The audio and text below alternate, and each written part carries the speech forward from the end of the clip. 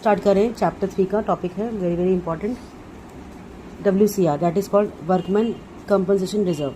ठीक है, अब ये होता क्या है, इसमें क्या होता है कि आपको पता है कि कंपनी में बहुत सारे जो हैं एम्प्लॉयज़ काम करते हैं और कभी ड्यू टू एक्सीडेंट्स किसी को इंजरी हो जाती है, कई बार सीवियर होती है, कई बार बहुत नॉर्मल सी होती है, बट उसका भी क्लेम होता है, कंपनसेशन करना पड़ता है। नाम मेरा वर्कमैन कंपनसेशन रिजर्व, यानी कि अगर कोई बड़ा खर्चा आ गया, अगर छोटी मोटी चोट है तो ऑब्वियसली फर्स्ट एड फैसिलिटी होती है हर जगह पर, लेकिन अगर कोई बड़ा ऐसा कोई क्लेम आ गया जिसमें बहुत ज़्यादा इंजरी हो गई है, एकदम से ऑपरेशन करना पड़ रहा है वर्कर का, तो इतना सारा अमाउंट एकदम से कैसे आएगा कंपनी के पास, क्योंकि हैंड टू माउथ होती हैं कंपनीज।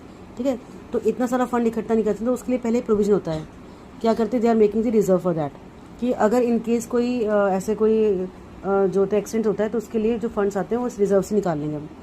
तो अगर नहीं आते हैं, मान लो बाय गॉड ग्रेस कोई ऐसी क्लेमिटी कोई ऐसी कोई चीज़ इंसिडेंट नहीं होता है, तो वो सारे रिजर्व जो है उनके पास वापस रहता है।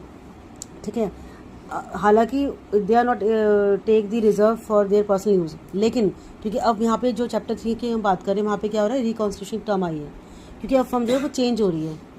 वरना क्लॉज क्या होता है कि you can not use your compensation reserve, क्योंकि वो उनके लिए बनाया तो नेक्स्ट ईयर कैरी फॉरवर्ड हो जाता है, आगे बढ़ जाता है। अगर कोई भी एक्सपेंस नहीं हुआ उसमें रिजर्व में से कुछ नहीं उठाया तो नेक्स्ट ईयर के लिए काम आ जाएगा। लेकिन अब यहाँ पे जो केस है थोड़ा सा अलग है, उसमें क्या हो रहा है कि आपकी फर्म हो रही है रिकॉन्स्टिट्यूट, यानी कि रीबिल्ड हो रही है, रीफॉर्म हो रही है ना। तो अब आपने क्या करना है, इसमें कुछ केसेस बनेंगे। पहला केस क्या आएगा कि जो ये रिजर्व है, ऑब्वियसली रिजर्व है तो it is a part of liability, तो ये आपको बैलेंस शीट में किस साइड दिखेगी, लाइबिलिटी साइड दिखेगी। तो मैं अभी I am writing in short WCR। ठीक है, तो जब अगर वर्कमैन कंपनसेशन रिजर्व दे रखा है आपको और बैलेंस शीट में सपोज दिया है 50,000, यानी कि आपने रिजर्व के पार्टनर से मिलकर 50,000 की एक सेविंग कर दी है रिजर्व के फॉर्म में। When there is no information, तो पहला केस क्या बनेगा बेटा, case 1 is when there is no information, कोई इन्फॉर्मेशन इसके बारे में नहीं आई, नीचे कुछ बताया नहीं हुआ कि आपकी फर्म तो रिकॉन्स्टिट्यूट हो रही है क्योंकि पार्टनर्स जो है रेशो चेंज कर रहे हैं अपनी, पहले कुछ और थी अब कुछ और है। चैप्टर 3 ये बताता है चेंज इन PSR।